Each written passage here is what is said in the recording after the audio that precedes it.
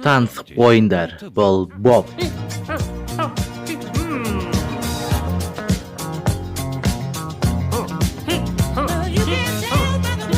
Ал бұл холестеринді егіздер, және олар да олмен танысқысы келеді. Бұдан бұлай Боб әр күн сайын фастфудпен тамақтанатын болады.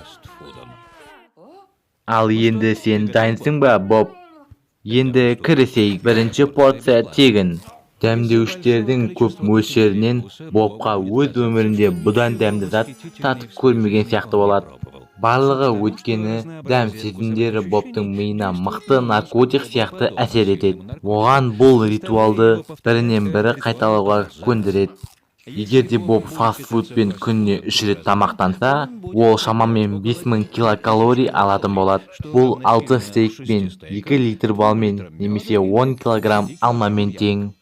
Осындай тамақтанумен бір апта өткесін салмақ қоса бастайды. Бірақ бұл Бобты алаңдатпайды. Фастфудты рахаттана жеу оның барлық тәуекелдерін жоққа шығарады.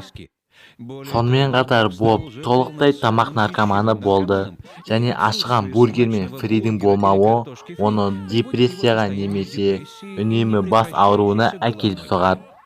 Жақында Бобқа стандартты порциялар жеткіліксіз болады. Оған зиянды тағамдардың көбеюі қандағы қанттың жоғарылауына әкелуі мүмкін. Қант деңгейі 1 литрге 11,5 миллилитрден асқан кезде оған гиперглемикалық комадан қауіп түседі. Боб, тоқтат. Денсаулығың туралы ойлаудың уақыты келген сияқты. Алайда Боб бұдан бұлай тоқтай алмайды. Сірә ол шар секілді ашкөздіктен жарылып кетуі мүмкін.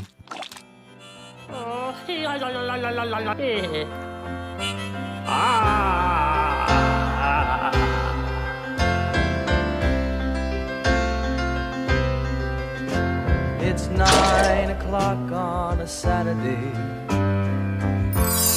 Достарыңызға осы видеоны көрсетіңіз, біздің каналға тіркеліңіз, және жаңа эксперименттерге дайын болыңыз. Making love to his tonic and gin.